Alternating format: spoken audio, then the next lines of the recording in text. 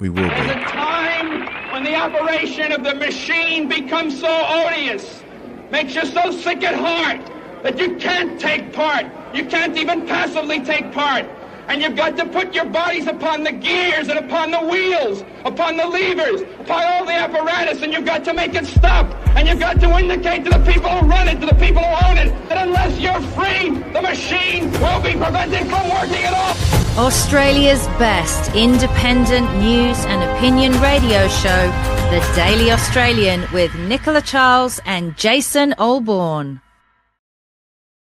Hello and welcome to the Daily Australian. This is Friday, the 13th of June, 2025, episode 111.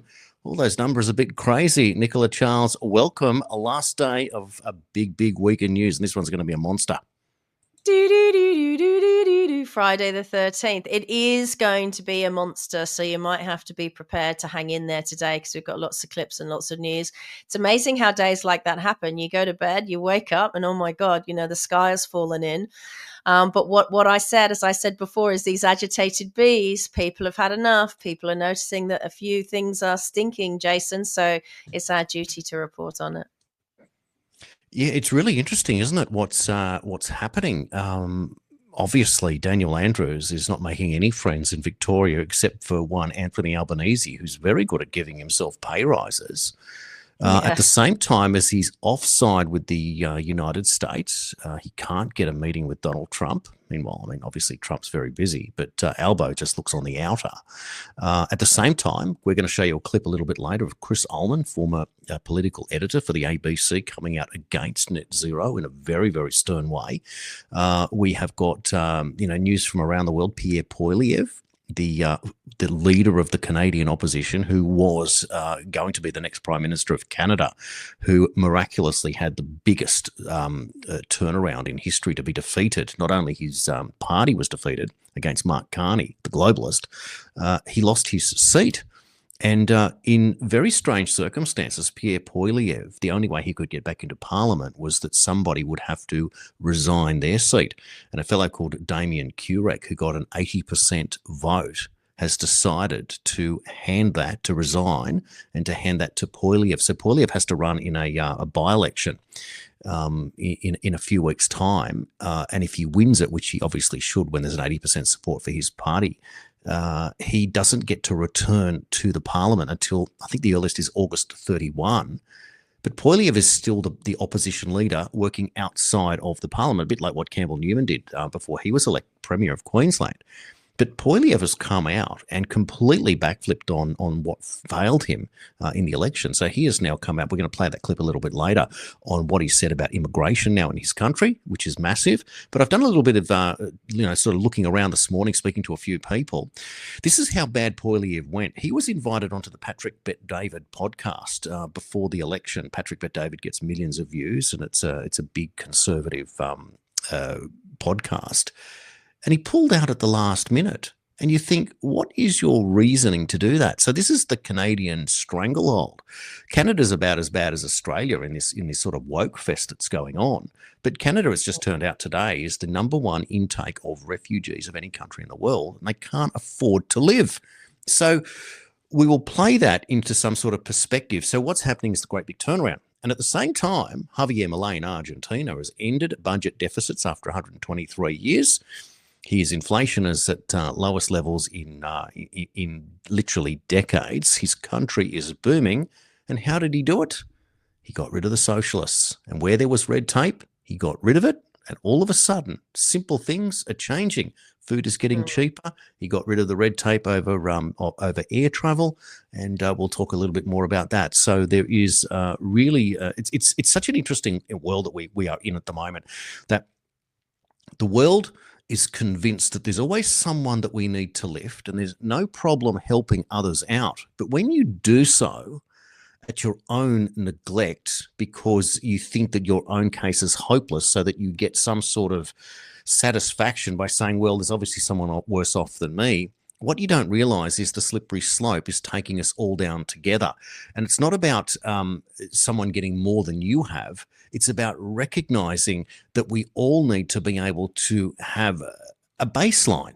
And at the same time, it's not about attacking the billionaires. That's socialism. That's the problem. It's about everyone being able to contribute, wanting to contribute, and the productivity itself of the market is proving itself. And that's what Javier Milei is trying to say here. I just find it staggering that people think that the redistribution of income is going to solve any problem. The only way that ever happens is people like Albo get their fourth pay rise in as many years, and his salary is now $622,000, which I just find astonishing. That this guy, the great underachiever, underperformer, is living the life of Riley, thinking that he is Australia's greatest ever prime minister, literally defeating Peter Dutton, who did a Poiliev and fell on his sword.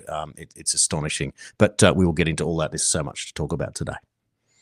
I think the way the billionaires have engineered control and power is through their corporations. And I posted this morning because there's outrage in the UK because the comedian David Walliams was recording a comedy panel show in London, and it had a live audience. And it's a great show, actually. It's a very popular show. And during the recording, when the camera wasn't on him and a lady was speaking about something to do with hand gestures, he did a Nazi salute as a joke, and I think it was the BBC, and they said, oh, it's never going to make it into the show, but we're very disappointed. And of course, the first thing that the studio audience did was they tweeted out, well, this wasn't on my bingo card to see David Walliams do the Nazi salute. He was joking. He's one of the funniest comedians that have ever lived. Him and Matt Lucas, if you've ever watched Little Britain, out. And it really made me think. I posted on it. It's pinned at the top of my X account, address at the bottom of the screen, because it made me realize that for all of my lifetime, over half a century, and I've been part of this as an actor, we've watched Hollywood script, record, and then disseminate movies and documentaries about Nazi Germany, about child abuse, about government conspiracies, about Grand Theft Auto. There's even video games about it. And these corporations who are doing it for profit have their freedom of speech, freedom to portray, whether it's in a comedy fashion. They've also done that. I mean, for God's sake, even Prince Harry used to go to dress-up parties as a Nazi. So these corporations and monarchy are seemingly allowed to do anything they want to do, but we, the ordinary people on the ground, we have to watch our P's and Q's. And I don't think it's fair, because now, as I've said before, these public-private partnerships, which have now just become privately owned, Vic Roads and, registration, all the different government departments, even the ATO for taxation, these private companies come in and they say, basically, you have to pay us so you can drive. You have to pay us to register your car. You have to pay us on taxation. Now, I haven't contracted with any of these corporations. And actually, under the letter of the law, Jason, it's unlawful for a corporation to try and contract with an individual. And yet that's what we're seeing. So all of these corporations and Hollywood and the money machine and those using it for commercial value, they can do what they want. They can do all the hand gestures they want, right? But we, the people on the ground, even comedians, you have to watch what you say and watch your P's and Q's. I didn't contract with any of these corporations. I'm not going to continue to contract with these corporations. I will only contract with government departments. For instance, the ATO, it used to be the Commonwealth Revenue Fund. That's where your taxation went, the Commonwealth Revenue Fund, and they had to justify how that was spent.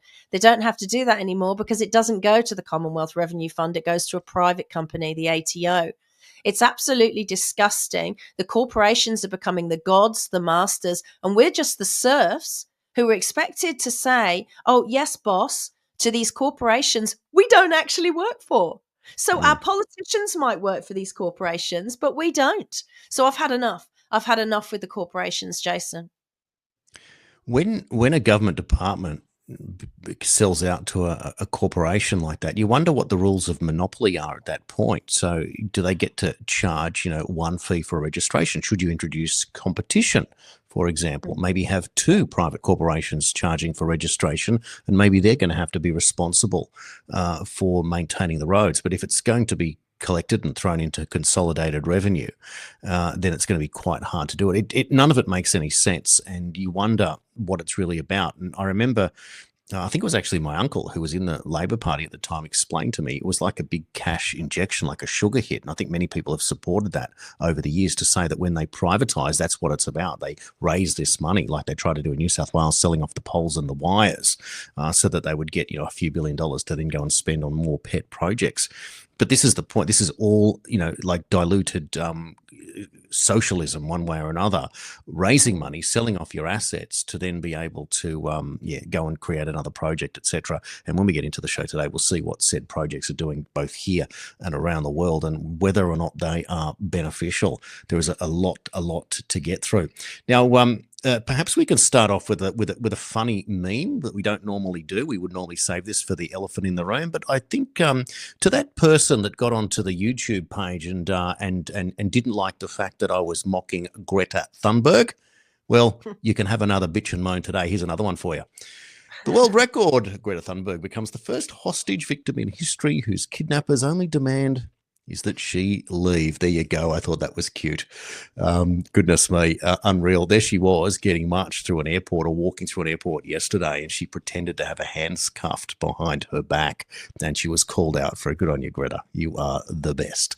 Wow. Anyway, it's just extraordinary. Now, some good news coming out of Queensland, albeit very, very slow, but we've learnt today that David Crisafulli says that we've got to move on, and he dismisses pandemic policies once and for all.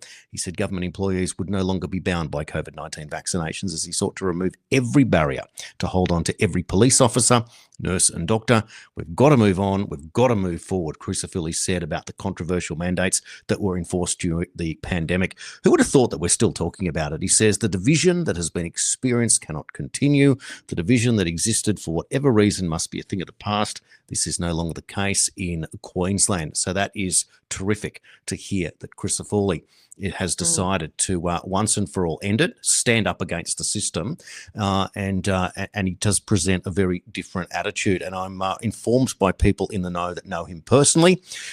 They know that he is a different type of politician with a different outlook and one that will buck the system. So the good thing is that even though it's a small move, it's a very positive move in the right direction. Other people say, well, it's not enough. He's got to come out and say, well, we're going to ban this and do that. Well, it's a process. We're going to talk about that today with Robert Kennedy's latest move in the health space. But currently we're working on our Australian news segment, Nicola. Yeah. And it's interesting. I wonder how long it will take for the truth about a lot of these vaccines to filter down to our chemists and pharmacies, Jason, because I posted a clip this morning that shows they've not really got a clue what they're talking about. If you're talking about misinformation, they're peddling it in spades. Yeah, it's a good point. Well, I am going to run down the list of video clips. I'm going to play that for you now. Oh, well, this is gold. A lady walks into a Terry White pharmacist in Australia and asks for long-term safety data on elderly patients. She's talking about an 89-year-old mother having the COVID and flu shot at the same time combined, and that would be her 7th COVID shot. And the pharmacy assistant says it's clinically safe. That's a lie. And the pharmacist herself says, oh yes, the long-term safety data is available online. This is extraordinary. These are the people you're listening to, and they haven't got a clue. Hello. What sort of vaccines are you doing now? Are you doing the flu and COVID combined? Yeah. And what else is with that? I hear you're doing 4-in-1, giving 4 injections. No. All right. Well, what is the research on combining the flu and COVID? Do you know? It's clinically safe. Says who? What's the long-term study? Because my mother wants to get it, and I'm not sure that's a good idea for someone who's 89. Hello. Together. Okay. Yeah. Yeah. What is the long-term safety data on that? It's fine. You can have them at once, just sometimes the next day you don't feel so good. That's all. But really? Is that all? Safety is fine. Yep. What are the studies that have been done on it now, the combining of the two of them? There's quite a few online, and you can get them at the same time. It's quite safe. Has the TGA said that? Yeah. And there is evidence that it's fine? Yeah, definitely fine. Yeah, just sometimes you can feel a bit sick the next day. Right. And what about if it's his 7th COVID injection with flu? Yeah, it doesn't matter how many. Doesn't matter how many now. Oh, Well, they've just said that under 18 shouldn't have any. So how's it safe? so with the over 75, you can have one every 6 months. And Over 75 can have a COVID shot every 6 months. My God. Good luck to all of you. This is an IQ test. Wow. Well, there It's is no extre- long-term safety data, Jason. So what's that pharmacist talking about? This is right. So, and this is the thing that has really bugged me, that it's a bandwagon, and they believe that they hold the credentials, and therefore whatever comes out is bulletproof. And this is what's bugged me all along, is that when you ask a doctor or a health professional, and I had the conversations with all people, doctors, nurses, any form of health professional, anyone wearing some sort of uniform. So what have you actually read? And they look at you and they pretend that they have, or they admit that they haven't, but they don't know. And I always found it funny when they'd say, oh, well, I believe the doctor. And I even had family members that would say, well, I don't believe what's on the internet. Well, you know what's on the internet are the studies. So have you read them? Do you even know what a study is? Have you read what's going on? And they look at you like, well, you've beaten me on this one, but I'm going to pretend that I'm in the know. So what happens, therefore, is then that they hunt in packs and they go for the majority rule. And that's why we are the black sheep, all of us watching today. I know that GPs and doctors are busy, but when my husband's son had an adverse reaction, let's say, to the Pfizer injection, and my husband went to see the GP, and he believed this GP was his friend and a good friend to the family and loved him, my husband took a binder of all the research and all the evidence to the GP, and he wasn't interested. And within a couple of weeks, this thing's happening in Victoria where doctors are swapping surgeries. So they're going to the other side of town, and that doctor's going to their side of town. And then when people turn up and say, oh, well, you recommended it, this GP surgery recommended it, and my husband died or my grandmother died. And then they're saying, oh, well, I don't know anything about that because that was before me. Hands washed. Isn't it interesting that you can just say that and get away with it? Yeah, that's the problem, isn't it? Now, in other news, we're going to just sort of travel around the globe for a moment. We've learnt today that Bobby Kennedy, RFK Jr., has appointed Dr. Robert Malone onto the ACIP, that is the Advisory Committee on Immunisation Practices. So whilst he was kicked off Twitter back in the day for warning parents about injecting their children with mRNA, Bobby Kennedy has announced him as one of 8 new members on this particular panel that will oversee vaccine recommendations. So many people are considering that this is a big deal, and there are others that still blame Robert Malone for sort of being one of the peddlers of it. It's an interesting argument. I know that Dr. Paul Alexander, a Canadian doctor that used to work in the Trump administration, has been after Malone and puts him in the same category as Robert Borla. But I think that he misses a lot of the nuance. Now, having said that, I've interviewed Robert Malone in the past, and I found it a very difficult interview, and certainly not one of my best, that I couldn't get a word in with Malone. It was interesting that was the case, whereas with others, I've just, you know how you have an expectation, and sometimes you're blown away when you do an interview, like, wow, that was a lot better than I thought. Whereas other ones I thought, oh, it wasn't as good as I'd hoped. So that was interesting. Meanwhile, I think it's important that we play Malone himself talking now about mRNA. I think this is really important to understand where he comes from. And of course, Malone has taken, like Peter McCullough denies that he took the jabs. Peter McCullough said that he'd taken 2. Malone has also taken them. So this is an interesting point. So this is balanced, nuanced perspective. I'll play it for you now.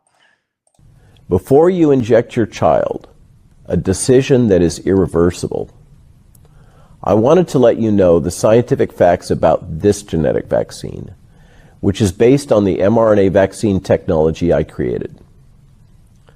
There are 3 key issues that parents need to understand. The first is that a viral gene will be injected into your children's cells.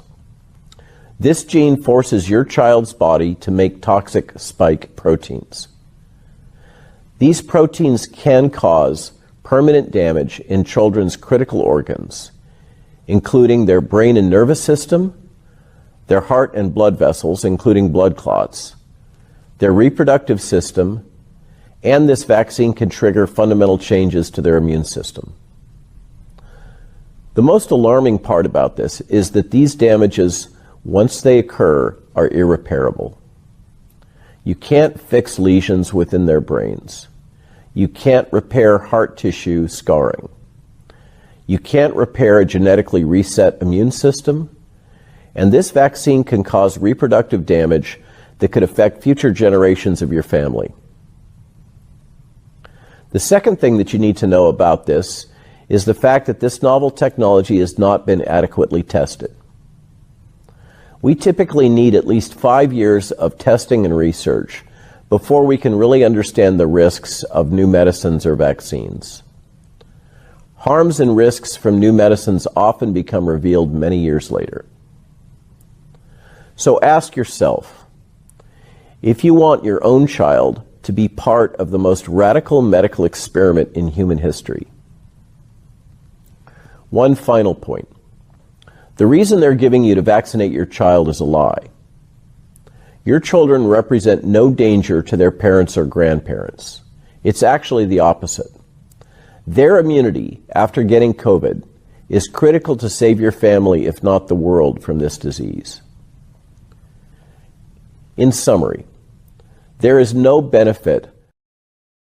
It got cut off there, but Yeah, that's okay. We get it. It was a wonderful clip. Let me just say before I comment on Robert Malone that the lady in the clip from the Terry White Pharmacy in Australia, that her name is Rosemary Marshall, and she's the lady that started Forest of the Fallen. So, Rosemary, there's a credit there. Now, Dr. Malone doing an amazing service to humanity there. It's a nice thought, isn't it, that we, the unvaccinated, might actually be helping the whole planet develop natural immunity or some kind of natural immunity to this, because it's so important.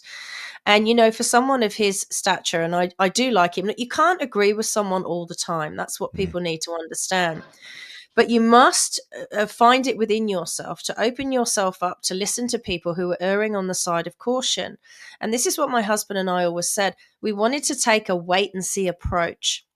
So when you've taken the wait and see approach, and then the weight of evidence and the data which they're trying to bury shows that actually they were wrong and it didn't help and it wasn't safe and it wasn't effective and it wasn't even required in the first place, then you need to listen to those people because they are being proved correct. And this isn't about being right or wrong. This is about looking at the evidence, and the evidence is overwhelming. And I understand that there's some of you out there that might not want to hear that evidence. And if I'd taken it, I wouldn't want to either. But I think for all of us to move forward and make sure that we even have a future, we need to listen to these people who warned about it prior, who are experts in the field, and now they've been proven right. It's very, very important. He reminds me of Grizzly Adams as well. Do you remember Grizzly Adams? oh, of course. I always think he's got a bit of a Harrison Ford look about him in disguise, hiding behind that beard. He's a real interesting character, and I do remember it took some time that we got him on, but to speak to him was at the same time. But yeah, it was just an odd interview. Isn't it funny this situation? But those facts are right there, and so RFK Jr. Who better to get onto a panel than the guy that was involved in the creation, the invention of this technology. So you can now bypass all the people, gaslighting you about what they think they know. Well, this guy was involved in the invention, and so therefore the right person to have on in that panel. And what better way to be able to move away from it? What did he say as well after the fact during the pandemic? He was really upset. And he said, this makes me wish I hadn't invented this technology because this isn't actually why I invented it. Exactly right. A bit like I'm just trying to remember his name now. Corey, the inventor of the PCR test.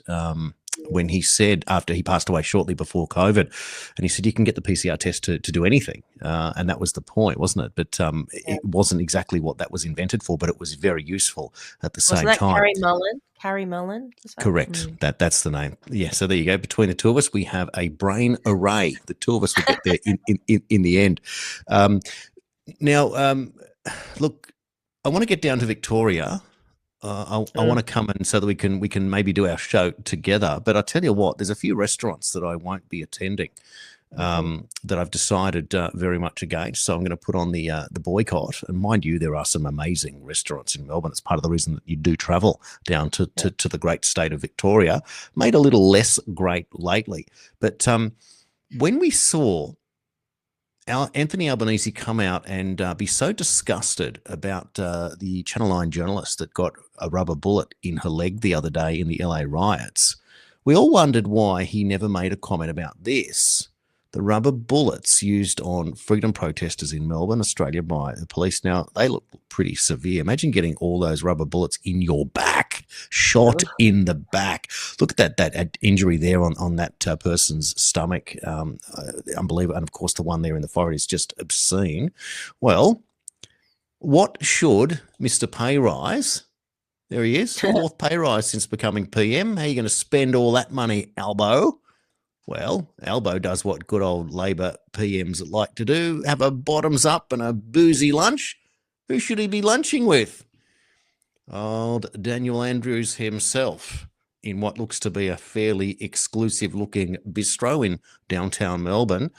I want to know, what is Andrews and Albanese discussing? I thought Andrews was out of politics, but of course it could well be a CCP Australia branch lunch between the two leaders. It's an astonishing story there. What do you think's going on? Well, it's in a restaurant called Gimlet in Russell Street in Melbourne, and it's a minimum of $200 a head. So that's nice to know that we, the taxpayer, are definitely paying for that lunch. Why would the taxpayer want to pay for Daniel Andrews' tough lunch? But as you say, I assumed he was out of politics and he gets an audience with the PM. Are they friends? If it's a friendly thing and nothing to do with politics, then we shouldn't be paying for it. Or is there something more sinister going on? And of course, with these two, there usually is. But it was the day after Anthony Albanese was outraged about the rubber bullet in a journalist. He's meeting a guy who clearly sanctioned rubber bullets on the general public. So these people have, it's sort of, they cherry pick their outrage, don't they? And they're just complete hypocrites. I'm very worried about the fact that Daniel Andrews seems to still be in politics and he wouldn't get a single vote from anyone at this point.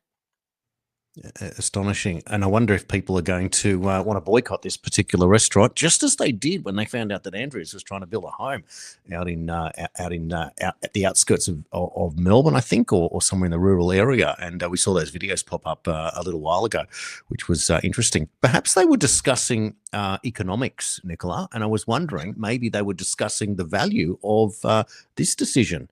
Therefore, by a logo rebrand, $180,000 later, if you will, looks like, 3 squares lined up to look like diamonds, 4 in fact, to make a map of Australia. Might be all the creativity you can do for $180,000. Can you believe that? Well, you could have done that on Vistaprint for about $15, or you could have done it on Canva for free for them. I mean, firstly, it's not that impressive. But secondly, doesn't this just smack of money laundering? There's no way an individual got paid $180,000 to do that, unless it was like a relative of someone in government and they just needed the cash for a house deposit. And they said, look, just send me back some kind of logo and I'll send you $180K. It's funny that these people say that they're socialists and they admire China. They really want to go back to the days. It reminds me of the UK when you've got the kings up in the castles living in the mansions. And then you've got, all the serfs living in their hamlets, let's say 15-minute cities, and they've got nothing. They're lucky if they can slaughter a little piglet every year. Because they don't, it's sort of do as I say and not as I do, right? Most Australians right now couldn't go and have a minimum $200 a head lunch. And because they're politicians, they would have bought out all the booths around it. Very disappointed in the restaurant. Obviously, they could have been fooled. It wasn't booked in their names, that kind of thing. But we don't want Dan Andrews having anything to do with Victoria. We're already, you see, I still think he's the Premier of Victoria, secretly. That's what I think, because she's not making the decisions, Jacinta Allen. She's unelected. Nothing she does makes sense. She's been told to stand around on building sites in hard hats. That's basically, she's like a PR girl at one of these cars shows, giving out leaflets. I think Dan Andrews is pulling the strings, which means what? Which means Anthony Albanese and the Labour Party in this country are responsible for edging it into dictatorship, into full communism, like China, the China that they really admire, right? And that's very concerning. That's subversion of democracy. and they could both go to jail for the rest of their lives for doing it. We don't have transparency. We won't have the minutes of that meeting.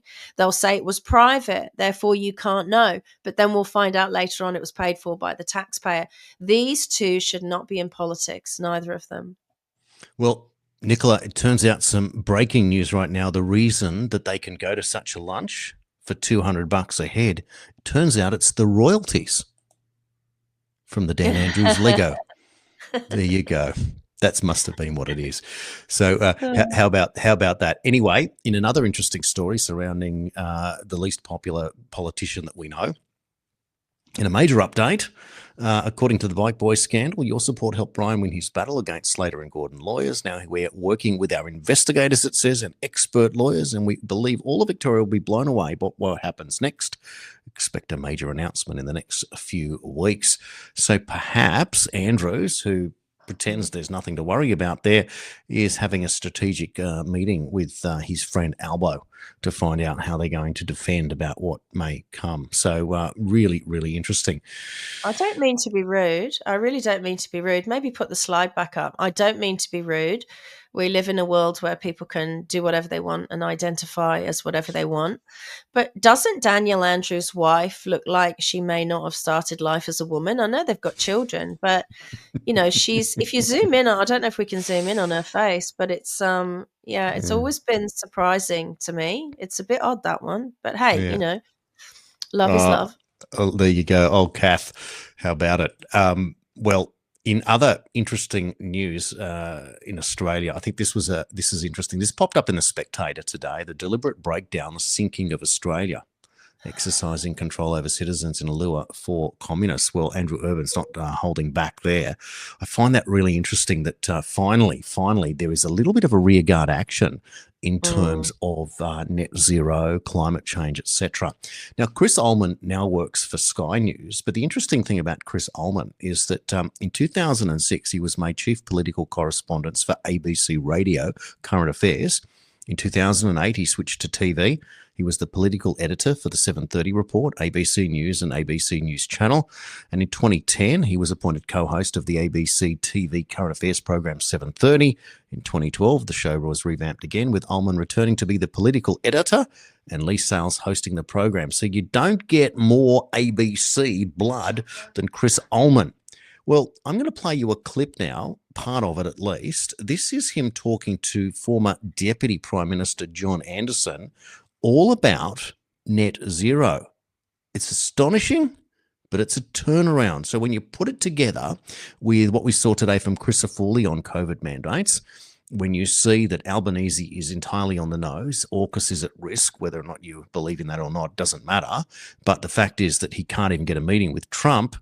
Take a look at this clip, Chris Ullman. It is the most massive exercise in virtue signalling, which will essentially do absolutely nothing for the planet, particularly out of a country like Australia, which is just over 1% of the world's emissions. So what we are doing now is engaging in an extremely expensive exercise because people see the imperative that we have to do something about climate change. But unfortunately, the problem for Australia is it won't do anything about that. And a large part of the rest of the world is not doing anything about trying to address their emissions at all. So we essentially are retooling our grid around a system which won't function, which will be highly expensive and will deliver us into poverty, essentially. If we stay on this pathway, we will not be able to manufacture anything in Australia because the other things that we're going to need, which manufacturing, as you know, a big part of that is industrial heat. We're not going to get that out of wind or solar either. What we're going to see is and we're seeing it already, is the shuttering of our industry around Australia as this kind of energy is rolled out because it's inadequate for the purpose.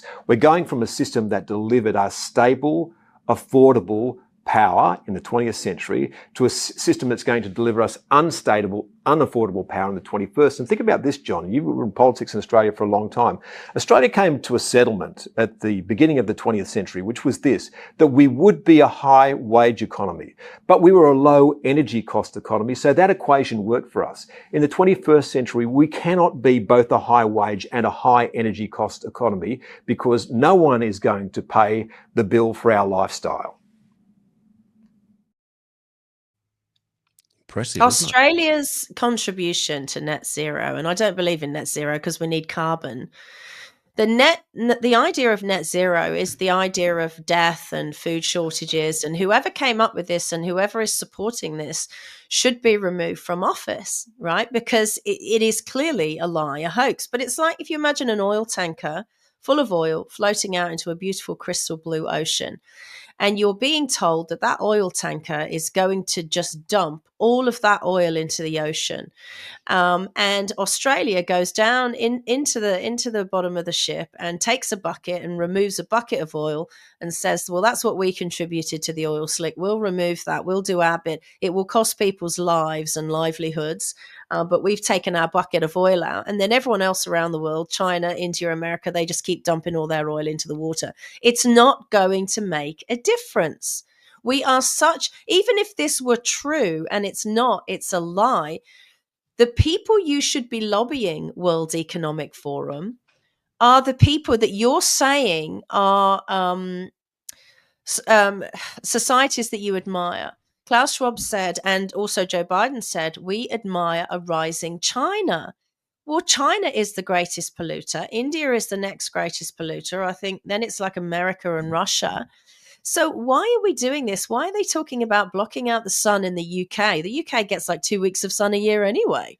It's not going to make a difference. So there's obviously other agendas at play. I believe it's because UV light in the sun either stops people getting sick or heals them once they have been sick. And it's interesting because at the moment, my husband and I are watching for the first time, and I know we're a bit behind the 8 ball, but we've only got DVDs here and I had to wait for it to come. We're watching the show Yellowstone, and I know everyone loves that show Yellowstone.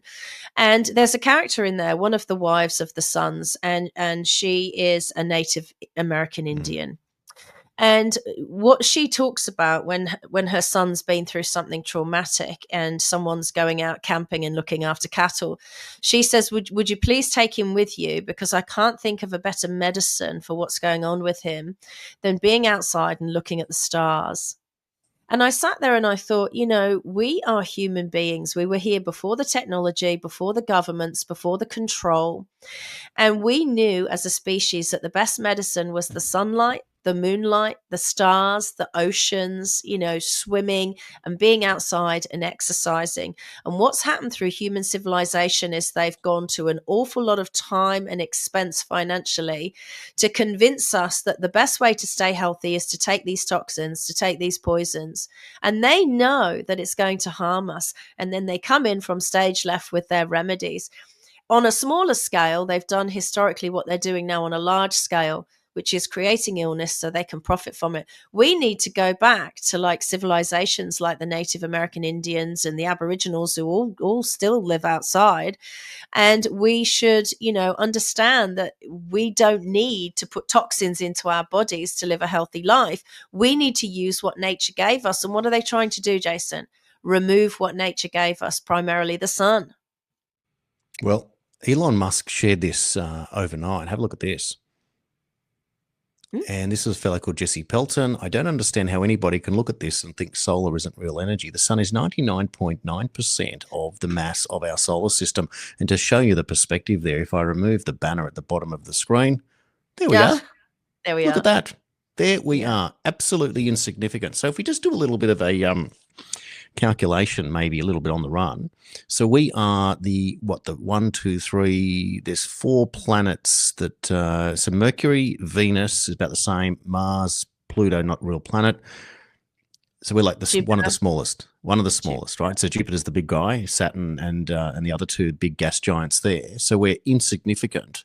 And we, Australia, represent 1% of the emissions of that. And we're on the other side of the planet away from everyone. And we think we're going to make a difference. But the Earth is billions of years old, Jason. If carbon was a problem, we wouldn't be here right now because carbon's been in the gas in the atmosphere for all those billions of years. These people are crazy. It's nuts, isn't it? And so we've got this guy telling us that that's how it works. And the only one that's even more of a goose than him is the other fellow that I showed you just before. And now the graphic has gone missing on me. I was just going to put They're up just that liars picture. in chief, aren't they? They're like, I'm embarrassed for them. I know that part of their job is to be the ultimate sales rep, Scotty from marketing.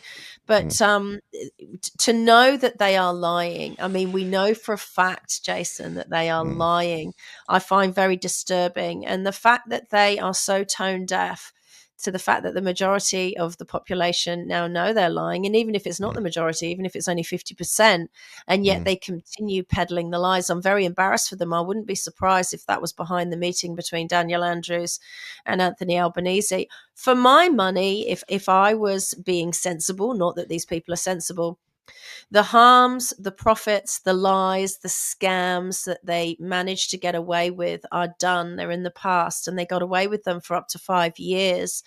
If these people are considering that they might get away with them again for a second faux pandemic or ongoing pandemics, Australians are going to have a really big, strong think about what they're going to do, because how far will this go? Will they turn weapons against us? They already have. You showed the damage from the rubber bullets. How far are they prepared to go to force us to be customers of their new OPEC, the pharmaceutical industry? And what are we going to do about it if they try? Well, you look and you think, surely to goodness, the RFK term is going to change things. It feels like that it has to happen in the US before it comes here. We are now proven to be the slowest to the table. I mean, between Australia, Canada, and the UK, I mean, we're equally as bad as each other, but Australia just drags its feet no matter what. It is tough going. Now, I wanted to I was going to go over to the big plane crash and just cover that story for you. But before I do, I just want to show you again a bit of the craziness that's going on here in Australia. This is a female that was arrested. Just take a look at this clip. It just shows you how crazy things really are, even in Australia. Hey, what up? How you doing, bro?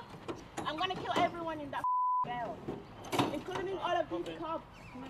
Yeah, I'm gonna kill all of them, including the cops. Look. Yes, the camera is showing aggressiveness. Yo.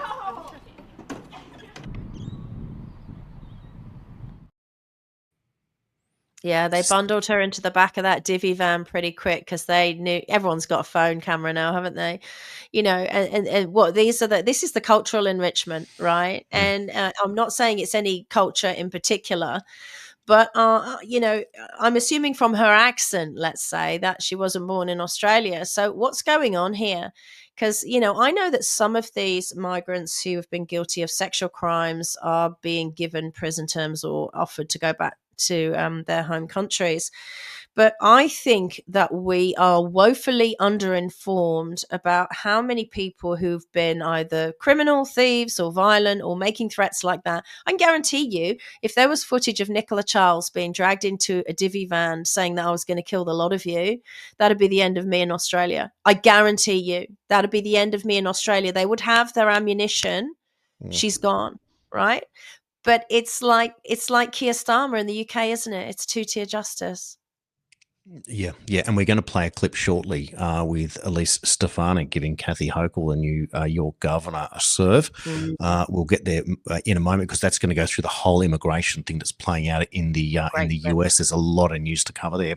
I just want to cover the plane crash that most people will be aware of by the time they see this today. But it's horrific. Yeah. But like we saw back in Thredbo with the miracle of Stuart Diver being recovered and saved. This has one similar story. So let's look at the crash quickly.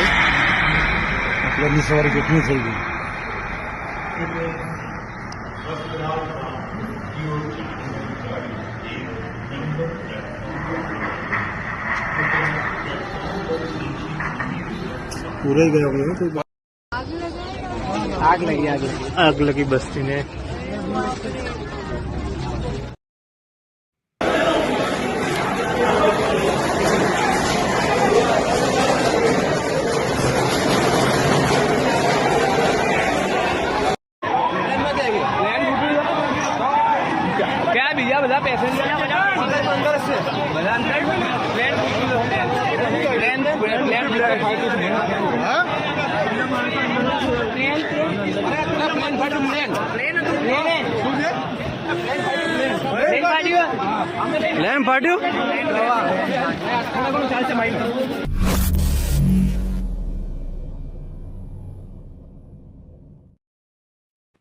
Well, he's That's a big, strong-looking guy, Jason, but he just won the lottery. There's your new celebrity in India. My God, how did he walk away from a plane crash?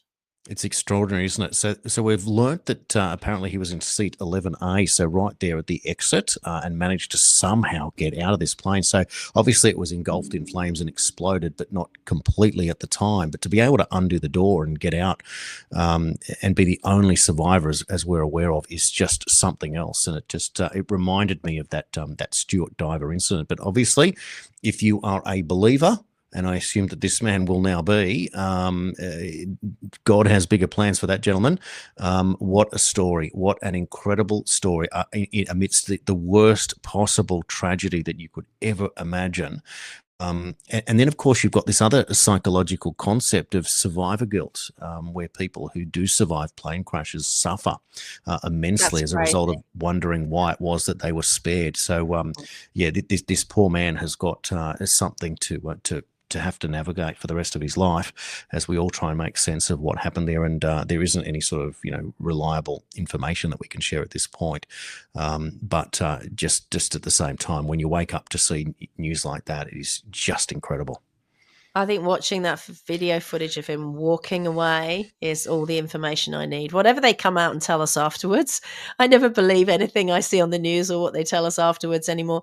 He was sitting on the bulkhead seat there, the one that has extra leg room, and I'm assuming he sort of engineered sitting there, as all tall people do. I've done it myself for long haul flights. That I believe that would have been a 9-hour flight.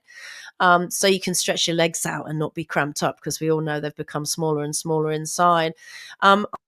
I don't know, and this is just me, hypothesizing, but I think I've seen some of those research things that when there's a plane crash and it either fails or has an explosion, that's where it snaps, is there in the middle on that bulkhead. So I don't know, he could have snapped and he could have fallen out before it, burst into a ball of flames. I think what's good about seeing him walk away is there is a lot of people now saying that it blew up before it hit the ground. I'm not sure I saw that at all. I'm not sure. I'm not sure I'm on board with that. Maybe we'll find out something else later on. But I can guarantee you, if the plane had exploded, in a bomb scenario before it hit the ground, that guy wouldn't be walking away. So I think that probably dispels that particular conspiracy theory, to be honest. I mean, it's incredible. And I don't think anyone who survives any disaster or tragedy should have any survivor guilt. You have a responsibility to live your best life, and that's that. Exactly right. And you're thinking too, as it's gone down, just to pull the seatbelt off in that moment as the plane's descending shortly after takeoff, to be the only one that was able to do that. If the plane did snap at that point, why was he the only one that was able to do that and fall out? So again, so much going on in that scenario. Isn't it funny in a plane crash that the black box recorder always survives, but nothing else does? Or in this case, except for this fellow, and one wonders why you don't travel inside a black box flight recorder as the ultimate insurance policy for all of that yourself. Just incredible. Now, now we're going to turn over. Actually, what I want to do, no, I'll save that. I'll save it. This is because we're doing news. There's so many stories to share. It's going to build up for you nicely. This is Senator Alex Padilla bursting in to a press conference today for Kristi Noem amidst what's happening with the riots and the No King story. Have a look at this. I'm Senator Alex Padilla. I have questions for the Secretary, because the fact of the matter is a half a dozen violent criminals that you're rotating on your heads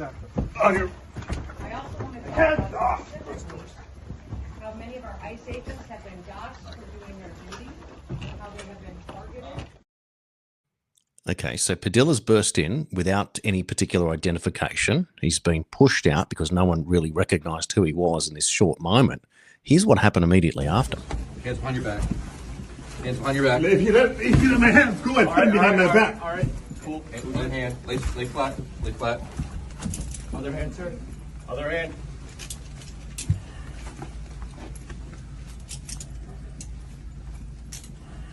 There's no recording louder here. I did not know. No recording allowed out here per FBI, right? So, there you go. Senator in handcuffs. So Gavin Newsom comes out and says if they can handcuff a US senator for asking a question, imagine what they will do to you. There you go, Gavin Newsom, fueling the fire for the weekend. And he then says that Padilla is one of the most decent people I know. This is outrageous, dictatorial, and shameful. Trump and his shock troops are out of control. This must end now. Well, Dan Bongino, Deputy Director of the FBI, has responded with regard to the incident in LA. The senator in question was not wearing a security pin and physically resisted law enforcement when confronted. Our FBI personnel acted completely appropriately while assisting Secret Service, and we are grateful for their professionalism and service. So you can say what you like about it. If that was a Republican in the Biden administration, one wonders what might have gone on. And an interesting perspective was that for all the riots that we've seen and all of the Minnesota blow-ups, et cetera, that went over the Antifa riots, January 6th, that whole thing that we're told was the great insurrection, it only lasted 3 hours. And if you recall on the interview with Stephen Sund, the chief of police, when he described 71 minutes trying to get support and reinforcements, and then when they finally agreed to it after 71 minutes and 32 phone calls, he then said the National Guard stood outside for 3.5 hours. Isn't that interesting? So that period of time of 5 hours, the whole thing only lasted 3. So had the National Guard come in, it never would have even happened. And therefore, you can argue that there was an actual provocation, if you will, which I just think just tells you the real story behind the story there. Yeah, it's interesting. Because we live in a world as well where we know that people can actually wear quite advanced makeup to look like another person, let's say a mask or whatever you believe. You walk in a suit and you say, I'm a senator. The reason they stopped him is because he wasn't wearing a pin, he wasn't wearing a badge. I do wonder, though, why he was rushing in. What was so important that he wanted to say? I'm hoping we'll find out in some press conference afterwards.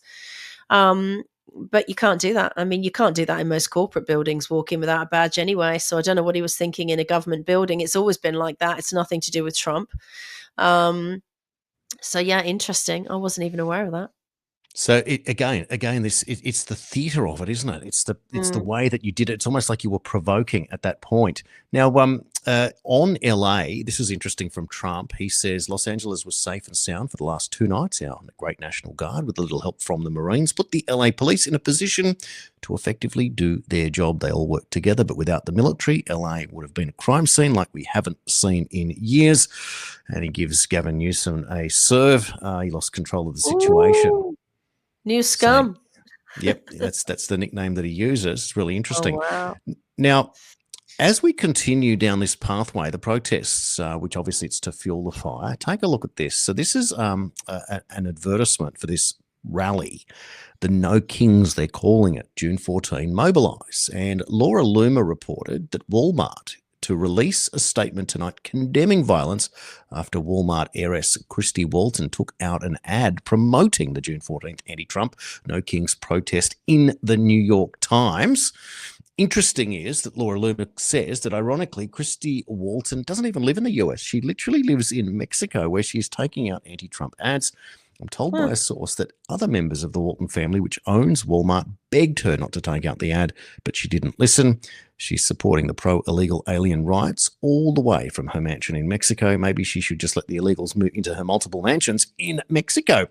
And thank you, Walmart, for releasing a statement, it turns out. So that's a big, big deal, that this is what's going on here. So are we looking at a provocation? Are we looking at someone paying? Remember that we only talked yesterday that that Trump came out and mentioned that at his speech that we're going to find out who's paying for it. And then we had the congressman who's I've just got I forgot his name. I'll remember it in a moment. I'm seeing a picture of his face and I can't remember his name, but he came out and issued a letter asking, again, they're going to investigate the payment of said protests, etc., and this organization of doing so. So interestingly, Trump was asked about if he was a king. Here's his response. No Kings protests planned across the country on Saturday as well. What are your thoughts on those? What are they going? No Kings? No Kings. I don't feel like a king. I have to go through hell to get stuff approved. A king would say, I'm not going to get this. A king would have never had the California mandate to even be talking to him. He wouldn't have to call up Mike Johnson and Thune and say, fellas, you got to pull this off. And after years, we get it done. No, we're not a king. We're not a king at all. Thank you very much. It's interesting that someone on the left is using again, inflammatory language like Trump is a king. We're realizing that a lot of our leaders are dictators, and I think, a dictator is worse. They tried that, by the way. I think who was that actor? Robert De Niro, was it? He was saying Trump's going to be a dictator, and they really tried to push the dictator angle a lot. Then they realized, like Canada and the UK and New Zealand and Australia, we were in dictatorships. And so they were like, yeah, no, that's going to work. I'm really humored by the fact that a family called the Waltons owns Walmart.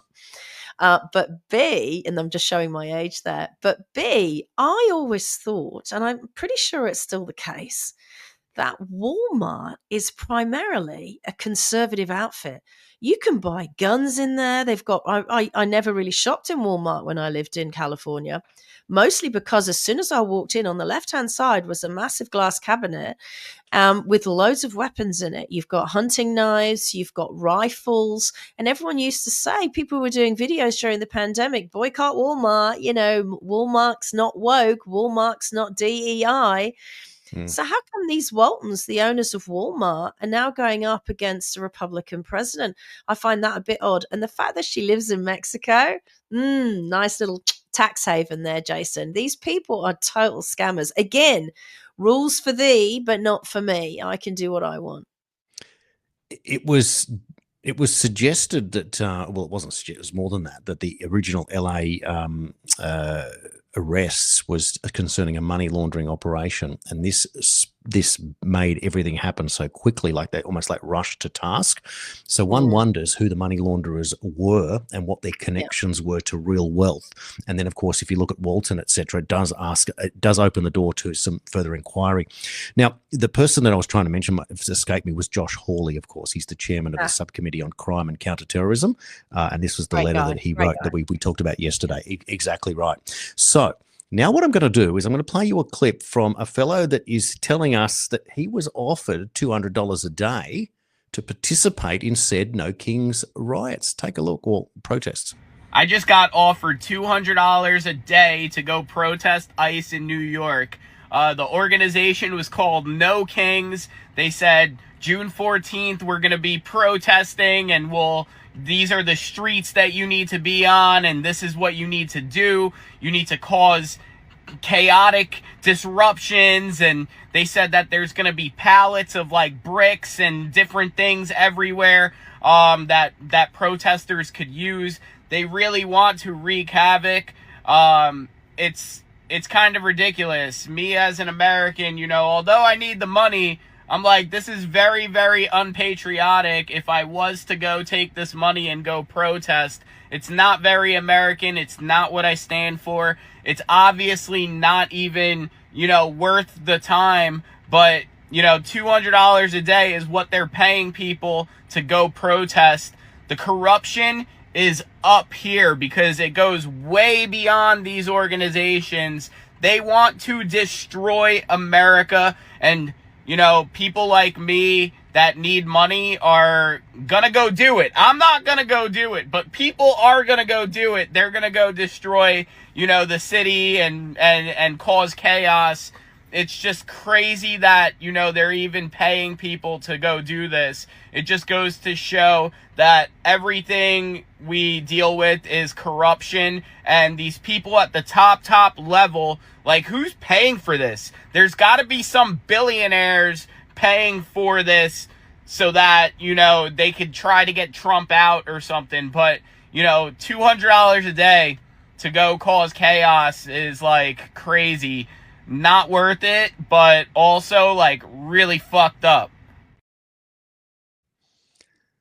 Can I just exhibit to you how stupid AI is?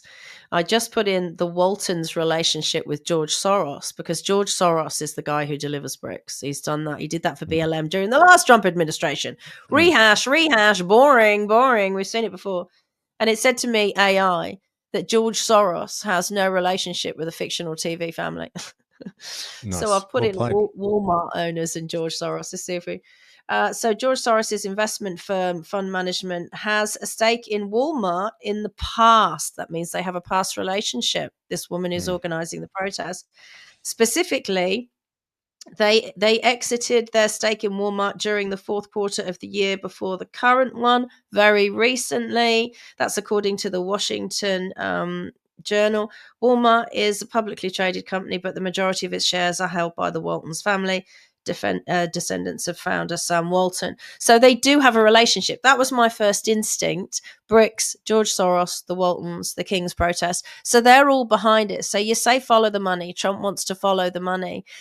Trump is going to have the big brass balls, and I know he does, to go up against some of the world's most powerful people financially. But they're doing the wrong thing, right? So George Soros said to us, you played the clip weeks ago, that he was a Nazi sympathizer, that when he was 14 years old, as a Jewish boy from Hungary, was it, that he sided with the Nazis for his own survival, and that he aided them in doing harm to the Jews, right? So, we've got this guy now who is encouraging insurrection. He's encouraging subversion of democracy. He's inciting violence. This is not his first rodeo, George Soros, with doing the wrong thing. And at the very least, Trump needs to kick that family out of America, at the very least. Well, it's going to keep playing out, isn't it? But I'll tell you what, here Why I'm is going he to play. keep getting away with it, Jason? You say it's going to keep playing out. How do these people keep getting away with it? How do the George Soros and the Bill Gates, even Warren Buffett and his railway lines, he was behind Biden getting rid of that Keystone pipeline, which would have been better for the environment than moving around oil on train tracks and safer. But oh no, Warren Buffett still needs to make money from his trains. We've got to stop creating a world where if you're a billionaire and something might affect your profit, you get to subvert democracy. George Soros, he was working with Klaus Schwab, who said it's going to become a more violent world. Of course it is. George Soros is delivering the bricks and paying people to be violent. What do you think would happen to me, Jason, in Australia? You've always got to flip it. What do you think would happen to me? We saw pregnant women get arrested in Australia for organizing, not even going yet, on Facebook to go to a peaceful protest during the pandemic. All she says was like, yeah, I'll go. What if I organised a protest and said that I was going to deliver bricks in Australia and said that I was going to pay you $200 a day? How long do you think it would be, Jason, before I'd be dropping down in London? Well, that's what would happen right there. That's exactly what you would expect to happen. The reason I say it'll play out is that Josh Hawley, when we showed that letter yesterday, he wants to go back to November 5, 2024 to the present. He wants this particular executive director of the Coalition for Humane Immigrant Rights to provide all internal communications, including emails, texts, chat logs, etc., all financial documents related to protest demonstrations, mobilisation efforts in LA or elsewhere, all third-party contracts or vendor agreements, including arrangements with event organisers, transportation providers, security personnel, or communications consultants relating to immigration enforcement or for the LA protests or similar protests elsewhere, grant applications, funding of proposals, travel and lodging records for individuals or groups, media or public relations strategies, including talking points, press releases, coordination with journalists, donor lists. So failure to comply will result in additional action by the subcommittee, including potential referral for criminal investigation. So that's what I mean by process. So we live in a surveillance world, Jason. Somebody, I don't care if it's a nobody, a guy with a van, somebody is driving these bricks, right, to the street corners. Get the rego, go down the line, find out who's who and who did what. Even if they've organised it for a particular street, close off that street. You've got to get to the bottom of this. And I know someone like George Soros is probably worth a lot of money in America, but America would survive without him, right? You've got to remove people. George Soros is the one who thinks he's the king of America. Why aren't we protesting peacefully that George Soros can't be the king? So if you want to rock up because you don't agree with this, maybe your posters should read, "You're absolutely right. Let's deport George Soros because he thinks he's the king of America." That's what's going on. Trump, he was elected. Nobody elected Nazi sympathizer George Soros. Well, he only just funds everyone, and that's why they're all in line, as we learnt from that chap there, for $200. Even though he said, "I need the money, but I won't take it." I thought it was interesting, though, that he was inside a model Tesla 3, and I picked that up from the roof lining. That's how much of a train spotter I am. Well, it's not George Soros delivering the bricks, but have a look at this fellow. Breaking exclusive, the driver who went viral for dropping off bionic shield face masks to LA riders was arrested by the FBI in a sting at his home this morning. Alejandro Orellana was taken into custody on suspicion of conspiracy to commit civil disorders. So that is something, calling for arrests. This is said bionic face shield, clear polycarbonate visor and anti-fog hard coat, $218 a piece Australian, if you will. I know you can buy them on Timo for much less, but they're probably not the same thing. So this is what you're arming people with. So when you talk about organisation, therefore, Christy Walton and trying to get people to come to your protests, and of course Hillary Clinton's chimed in, and Gavin Newsom, and this is a war between the Democrats. And I'm getting to the punchline very, very quickly. Before I get there, I'm going to play you one more clip. This is a Florida sheriff, and he is not mucking around. Have a look. So I'm gonna break it down for you, all right? And if somebody wants to know what I mean by turn violent, all right, this is what I mean. If you resist lawful orders, you're going to jail. Let me be very clear about that. If you block an intersection or a roadway in Brevard County, you are going to jail. If you flee arrest, you're going to go to jail tired, because we are going to run you down and put you in jail. If you try to mob rule a car in Brevard County, gathering around it, refusing to let the driver leave, in our county, you're most likely going to get run over and dragged across the street. If you spit on us, you're going to the hospital and in jail. If you hit one of us, you're going to the hospital and jail, and most likely get bitten by one of our big, beautiful dogs that we have here. If you throw a brick, a firebomb, or point a gun at one of our deputies, we will be notifying your family where to collect your remains at, because we will kill you graveyard dead. We're not going to play. This has got to stop. You're watching what's taking place out there. You're seeing police officers that are being attacked, being spit on, being put in harm's way just for doing their jobs. You're seeing ICE agents that are being targeted for doing their jobs. And you're seeing obstructionists that are doing all of this, standing in the way of law and order. Yeah, about that. You're going to be stone cold dead. Stone cold dead. I mean, it is what it is, right? I mean, a protest is one thing, a riot is another, and they're inciting violence here. Now, I think we should tie this together by trying to understand. I know the No Kings thing is the Democrat civil war against Trump. That's obvious. But the LA stuff is about ICE, right? It's about the migrants, and they don't like that Trump's going to send them back. Can we play the clip of Kathy Hochul, where she is pretending that she doesn't know about all of the terribly violent and brutal crimes being done by these migrants, and that this is why the administration is having to clean up the mess that was deliberately caused by the Biden administration. I'm going to play that for you now, and then I'm going to hit the punchline with 2 more clips to follow, but you need to see this. It's fairly lengthy, but you will certainly appreciate it. Do you know who Sakir Khan is? You should, as the governor of New York State. Do you know?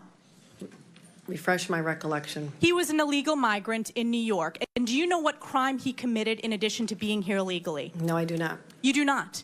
This was widely reported. He found a 15-year-old girl, threatened her with a metal pole, told her to get into the back seat of his car. He took her clothes off, and he violently raped her in Albany, New York. Do you know who Sebastian Zapita Khalil is? I'm sure you'll tell me. There's many cases, whether they're... These are high-profile cases. Yes. New Yorkers know about them, and you don't. So let's talk about Sebastian Zapita Khalil. Do you know who that is? I don't have the specific details at my disposal, no. Well, this is an illegal migrant in New York because of your sanctuary state policies. Do you know what crime he committed? I'm not familiar at this moment. I bet you're going to be familiar when I remind you. He found a sleeping woman on the subway, lit her on fire, and burned her alive. This is in Kathy Hochul's New York. And as I'm sure you are aware, and I'll remind you, that ICE issued an order to detain this violent criminal, but that was rejected by New York officials due to sanctuary state laws. Now, do you know who Raymond Rojas Basilio is? I just want to say this. These crimes are horrific. Because of And I your would sanctuary say state policies. In all of these cases, we would work with ICE to remove You did them. not in this case. They are If they need walking our on the assistance. streets because of your policies and your executive order that you signed 3 times. Now, Raymond Rojas Basilio, do you know who that is? I'm telling you this.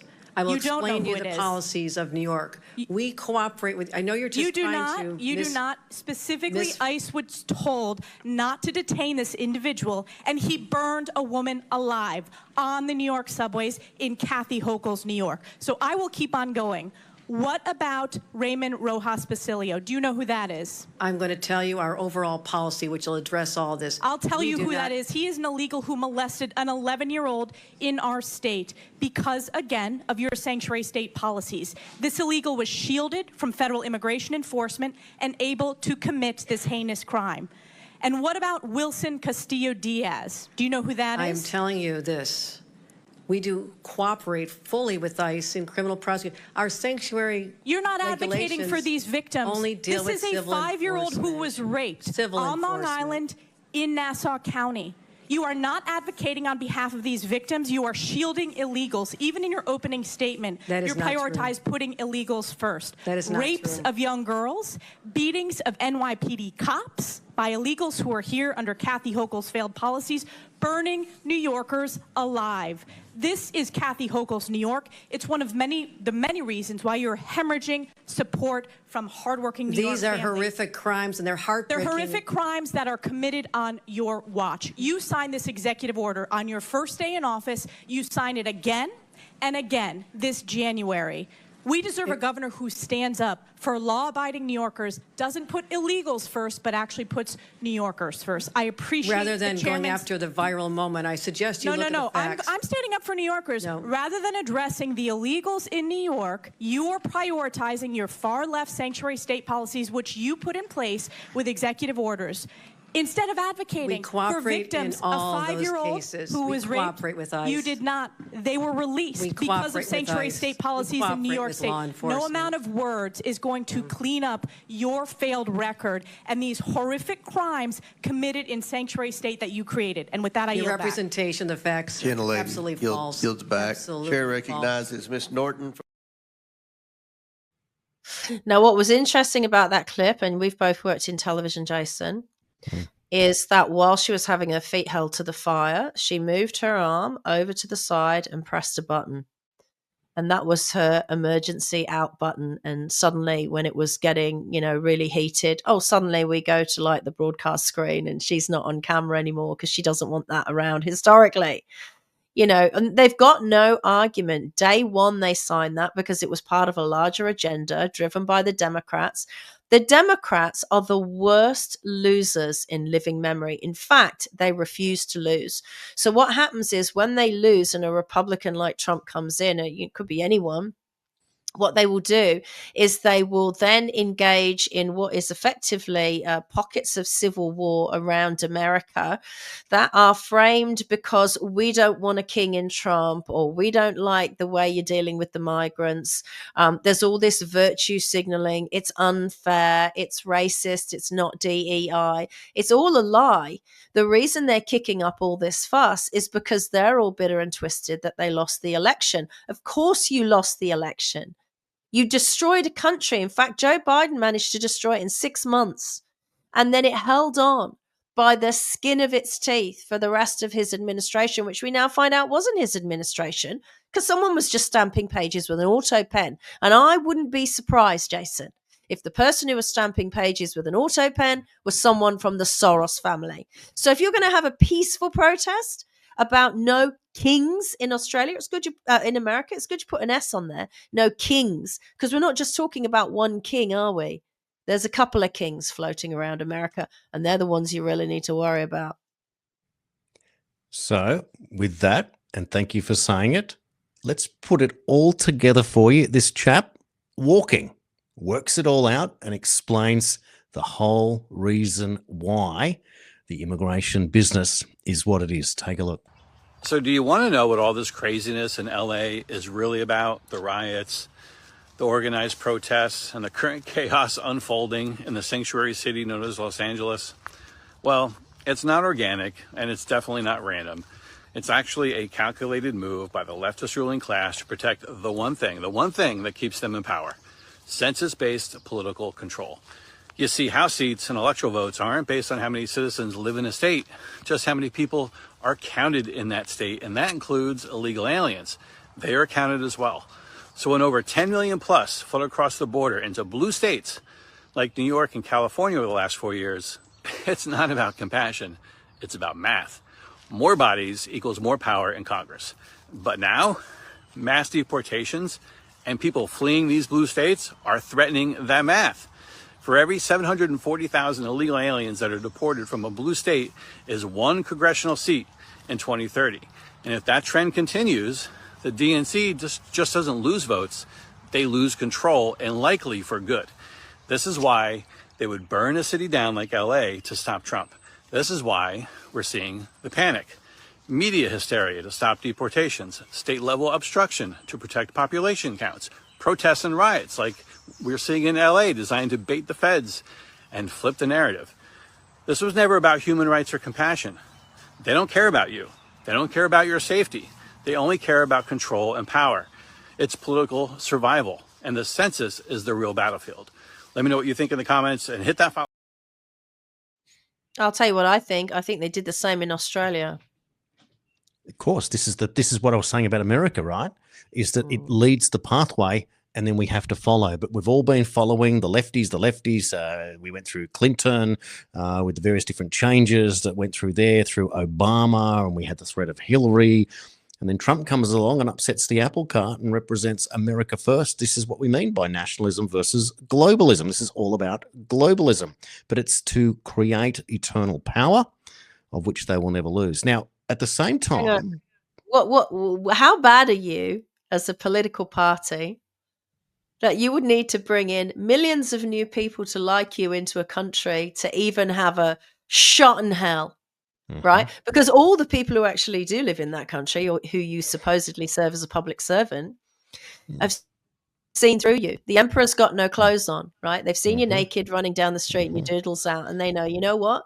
They're no good for this country. They're no good for the people of this country. So the only way you can try and win is to bring them in. I mean, how gangster are those tactics? It's like we're watching an episode of The Sopranos, Jason. You know, these Democrats have, like, as a party, the Democrats have to go, because if the threads lead back and it leads back to members of the Democratic Party, and we know it does, you know, the Clintons, Pelosi, Eric Swalwell, you know, all of them, then surely there is a rot inside that Democratic Party that needs to go. It can't just be Republican and Democrat forever. It's like, are we going to vote the gangsters or are we going to vote the conservatives? That's the option at this point. Yeah, absolutely. Well, for balance, with a couple of clips to go, I want to play you now Mayor of New York, Eric Adams, who gave it an unexpected response, and I think it really provides the balance for Democrats who are going to, well, not watch what we're saying and, you know, argue, you know, whatever. Eric Adams puts it together for you. Mayor, I want to ask you about the City Council pushing for an investigation into whether the NYPD has shared sealed records with ICE, what could be a violation of local law. Can you confirm whether the NYPD or any other local agency is collaborating with federal immigration enforcement? We've made it clear over and over again that we will not collaborate with any agencies when it comes to civil enforcement. The law does not allow us to do that. But we will collaborate when it comes down to criminal enforcement. And it's unfortunate that The city council chooses to use their power to find out if there's any collaboration instead of really advocating for going after those who commit serious crimes, acts of violence, not only on New Yorkers, but also on migrants and asylum seekers, forcing women into prostitution, selling drugs, shooting at police officers, assaulting individuals. Our focus should be on protecting innocent New Yorkers. We're not collaborating with anyone when it comes down to civil enforcement. But I said this before and I'm saying it again. ICE is not a criminal organization. It's a federal law enforcement organization like our other federal partners, and we will use them to protect innocent people in this city. That's what Hochul was meant to do, but pretended that she wasn't doing. So that's Mayor Eric Adams on the outer. The Democrats went after him, but he provides the necessary nuance about what's really going on there. Yeah, he's a great guy. I mean, it's just extraordinary times in America. And, we used to think here in Australia that if they could right the ship in America, that would have an effect here. We hoped it would have an effect here. But basically, they don't allow the Republicans to have an administration. That's what happens. So when the Democrats get into power, they do all they can to buy in their votes. They don't care about law and order. They don't care about public safety. In Australia, they're not caring about your property prices or your income and all that kind of stuff.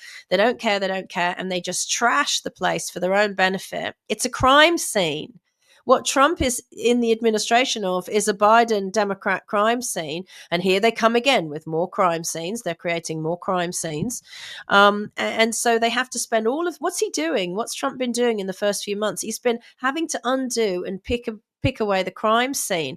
And that is so exhausting and so time consuming that, they should be enjoying how to make Americans' lives better, how to fix the economy. If they need to restructure the banking system, then do it honestly. Don't do it with a pharmaceutical rollout so that you've got less problems to worry about. And I just think it's appalling. And these are the people that we put our faith in. These are the people that are highly paid. Look at Anthony Albanese, just gave himself another 14 or 16,000 K pay rise here in Australia, up to $622,000 a year for what? To stand there and lie to us, the liar in chief, to go and get his orders from Brussels. It's not good enough. These people are not fit for purpose. Many of them are not sworn into the actual roles that they tell us that we're paying them for. And they're doing the bidding of these corporations who then act like they're our new gods. We're in a really, really bad place. And if they think that it's going to get better with a one world government and that we're going to have no police, we're just going to have a surveillance state and all these robots and drones, and you're going to get fined for breathing, fined for walking, fined for driving, fined for eating, fined for all the decisions you make and things you say on social media. If they think genuinely, these people, most of them are dead, Kissinger and George Bush Sr., if they think that kind of one world government would make things better, even for them, it won't. Because you can't exist as billionaires, as the wealthy, in forcing people to become customers, bringing people in and heaving in new voters. They are literally presiding over Armageddon, and they don't care. So now it's proved to me, as an ordinary person down on the ground, these people are not the best and brightest among us. These are desperate people. These are animals backed into a corner who will do anything. They will burn it to the ground so that they can preside over the ashes. That's who these people are. Not disagreeing with a single word. I support everything you just said, and this is what's happening here. So I find that interesting because for many, the President of the United States is the head of government and he's the head of state. The head of state of Australia is technically, the Governor General, but it's the King is our head of state. So in the United States, the President is actually the Prime Minister and the King. Dare I say it, no kings, but in actual fact he is. Trump goes a step further because he is upsetting the globalists, and it's almost it's an alliance, but really nothing happens unless Trump leads the pathway. That's why he's so impressive to me. And of course, people will get their nose out of joint, and the anti-Trumpers on both sides. And there's always something that's going to get you upset. And Palantir, the AI instrument that someone sent it to me this morning, like, you send me an article on Palantir saying, and no comment. And so I am left to interpret what this is. So this is an AI instrument that apparently the US government signed a deal with this AI whatever to surveil. Okay. Well, I'm not happy about that, but I wouldn't be surprised if Trump's getting involved with an organization like that so that he can find out what the Democrats are planning and have been up to, right? Because is this the evidence that we need? Look, you don't need a Palantir style, what's it called? Intelligence asset. That's what this is. It's an intelligence gathering asset for us. For what? Talking about politics, having our freedom of speech, because someone sold a car for cash for $5,000 once. That's not why you pay millions and billions of dollars for a system like Palantir. Maybe it's so. Well, I would hope it would be used. This is the thing. All of these instruments need to be used for good, and I fear they will be used for evil, because if the Democrats found a way to engineer or cheat their way back in, right? And then they had their hands on Palantir because they were running the administration. That's the concern, you see, because they will only use it for one thing: to imprison you, to criminalize you, and to enrich themselves financially from you, because that's what they do. They're a greedy monster, and they're feeding off you, the general public. And Trump warned us about that once. But in the hands of someone who might use it for good, might it not be a good way to find out who's who in the zoo? I mean, for me, it's pretty obvious. I don't feel like I need Palantir. I think it's pretty obvious who the bad guys are. But I am worried about Palantir. I'm worried about all this technology, Jason, as you know. I mean, for God's sake, I just asked AI about the Waltons and George Soros, and they thought I was talking about the TV show. I mean, these things are only as smart as their programmers, and their programmers are, worrying individuals. So I can see why that person sent it to you. Don't be too upset. I think it is something that we're going to look at. I'll do some more research on Palantir and try and find out what's going on. I don't think there's much we can do about it. And I'm not someone that wants to lay down and die and say, oh, yeah, complete loss of privacy, I'm fine with it. No, I'm not fine with it. I'm not fine being governed by any corporation, and Palantir is a corporation just like anyone else. So if Palantir steps up and tries in any way to govern your lives as an innocent person, to contract with you or to expect you to contract with them, they've already broken the law, because you're not a corporation, you're an individual, right? So don't worry too much about these instruments, because there are laws in place, right? They can't change those laws. It is unlawful for a corporation to try and contract with an individual. There you go. Now, to further add another perspective, we only saw this week Elon Musk and the, let's call it the fake fight with Donald Trump that allowed for Democrats to then call for the instant release of the Epstein files because Musk accused Trump of being in them. So it was a reverse tactic. Trump, in the Big Beautiful Bill, has said that no one will be able to play with the AI development except for the federal government for 10 years, which is interesting. So he might think that he's got 10 years in power to be able to do so. We also knew that Elon Musk warned the Congress years ago that development of AI was too fast and they needed to have some checks and balances in place, to which they ignored. They assumed that they were going to keep government and therefore would be able to do what they do. So that supports the argument that just made. Now, knowing that the Democrats will sabotage anything when they feel like that there's a revenge play, I found it interesting that we only reported this story this week. The complete collapse bombshell report into AI accuracy indicates your job is probably safe for now. So this is a big report done by Apple. My point being, it makes sense now that the Democrats and all of their corporate masters will do their very best to sabotage said AI in the process. Good so one, now Jason. it starts to make sense, doesn't it, why he is doing Palantir. Now, also, Sam Altman is a mortal enemy of Elon Musk, and Elon Musk was the best friend of Trump, it seemed. And who does Trump wheel out almost immediately to head up the $500 million investment in AI? But Sam Altman in front of Elon Musk. So bringing it to the surface, there is a way that this needs to be played out. And I just find it fascinating. So that's my point there. And we watch as we always do. Now, because we're getting to the end and we've had the longest show we've ever done, I am going to tell you this bit here. This is Pierre Poilievre. So we now learn that major breaking news out of the UN report reveals Canada is the global hub for refugees. Canada was the second largest resettlement country globally, welcoming 49,000 refugees in 2024, and it granted permanent residency to 27,400, more than any other country. So Poilievre, who was poised to become the next Prime Minister of Canada until he did everything wrong, almost sabotaging his entire campaign, here he is yesterday, opposition leader out of office, waiting for a by-election to get back in. Listen to his remarks now on immigration. What a turn for the books. She's absolutely right. We need to get the money back for taxpayers. What do you make of the border security bill that was tabled last week, Bill C2? You haven't offered your views on it. Can you give us? Well, we support a stronger border. We want severe limits on population growth to reverse the damage the Liberals did to our system. The population has been growing out of control. Our borders have been left wide open. This has caused the free flow of drugs, human trafficking, illegal migration, and much worse. And that is why we want a stronger border. We want to crack down on abuses in the immigration system. And we want to ensure that any frauds in the refugee system are reversed. Those are the things we're looking at. But we're also going to study the bill carefully to make sure that, long-standing Canadians who are following the law are not having their rights and freedoms violated. Thank you. How about that? And that's what I'm saying.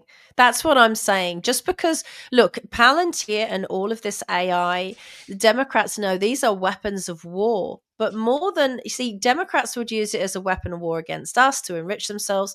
But if it's a weapon of war against someone who wants to use it against a political enemy, then they could be in trouble. Now, listen, I know this Indian air crash thing is an evolving situation, but I've just been sent, and I'll try and show you a picture of that plane that has been publicized by the Indian media sitting on top of that building.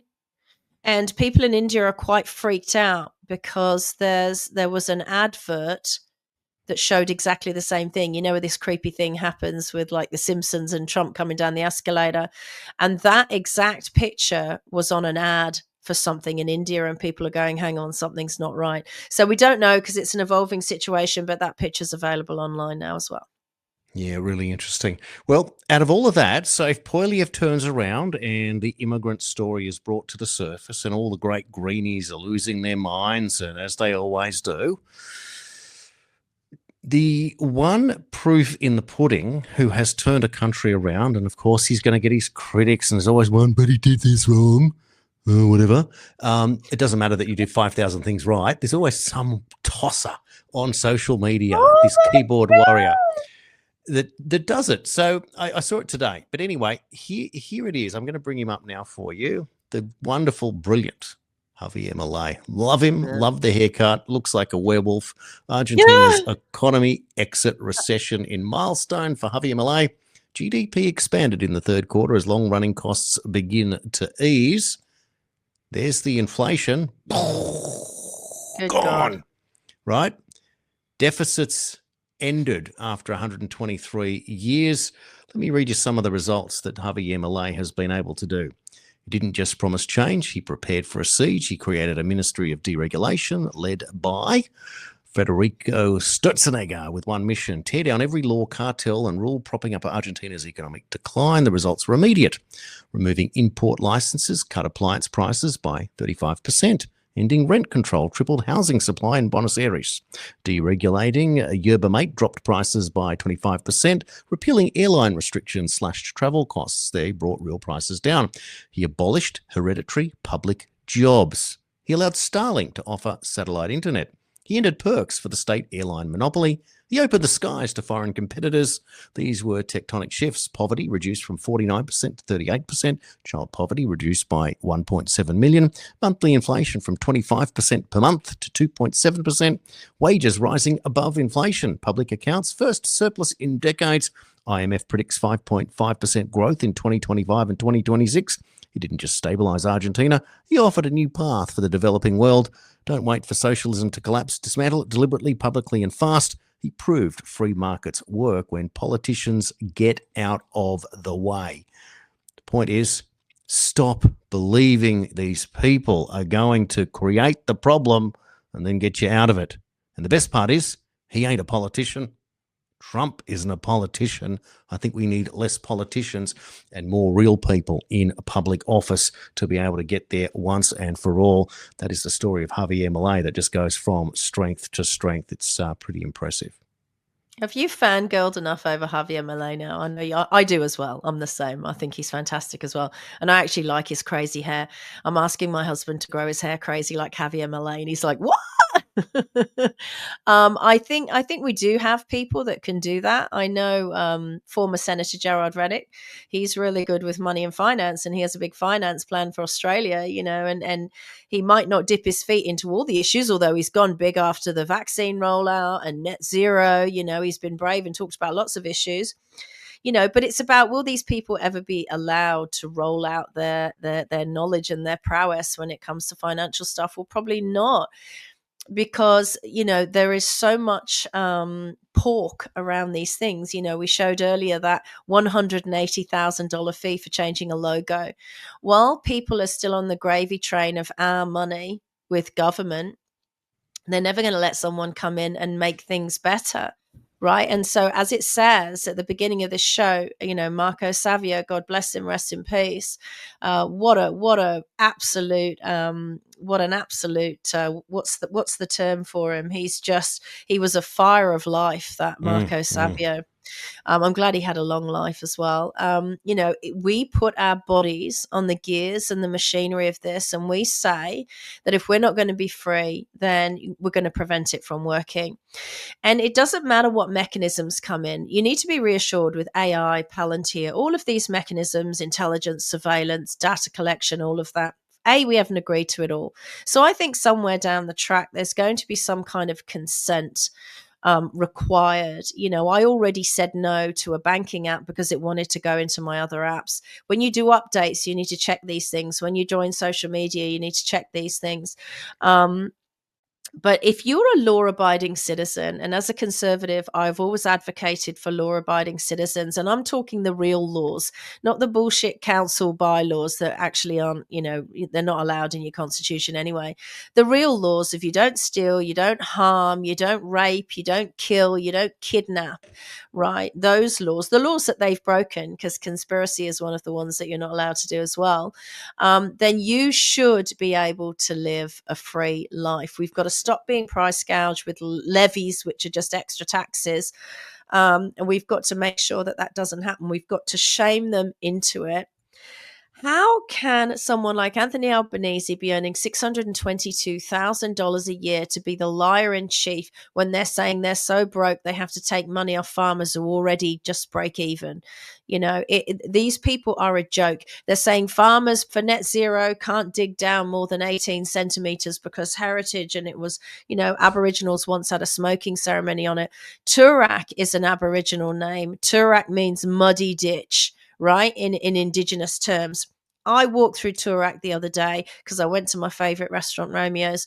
They have subterranean garages that have been dug out 15 meters deep in Turak, right, in Turak, because they're all barristers and lawyers and judges and magistrates. So you can dig out a subterranean garage, but we can't dig out low enough to grow some potatoes. Get a life. You people are a bunch of liars. You've taken it too far. There was a line in the sand, and this pandemic has showed that you are prepared to go over that line. You're lying to us about health. You're lying to us about what makes a good immune system and how we can survive germs and diseases. You're lying to us about the climate hoax. We can see it. We're not buying it anymore. We know it's your new OPEC and it's your new oil, but you're going to have to toddle off and find another one like running the economy honestly and properly for profit. That we'd get behind. We wouldn't stop you mining. We wouldn't stop you selling resources overseas as long as you're not price gouging the old Australians who own those resources to do it. We need good government, decent government, proper government in this country. And I just hope I live long enough to see it, Jason. Sorry about the long show today, everyone. Sorry about it. I think it's the alternative. It's not even 2 hours. Come on. I tell you what, it's got to be the best 100 minutes that you're going to get of news anywhere around the country today. And it, of course, becomes valid all weekend. Please catch up, share, like, comment, do all of those things that help out with the algorithm as we go from strength to strength. Please keep warm over the weekend, and may the rain gods stay away so the kids can get at least one soccer game in this season. That's what I'm asking for. Don't be selfish. We need the rain. Go out and do rain dances. The farmers are desperate. Although they tell me down south. They tell me it's too late now because this is not grass growing season and they needed it for their animals anyway. It's a disaster. Another thing that governments shouldn't control, the weather. So thank you so much for joining us on this Friday the 13th. do be careful when you're out and about today. I don't know if you're suspicious or not. I'm a little bit suspicious. I don't walk under ladders, but that's probably quite wise. I'd end up with a pot of paint on my head or something. Have a fantastic weekend. It's not a long weekend, so Jason and I will be back doing this for you all over again on Monday.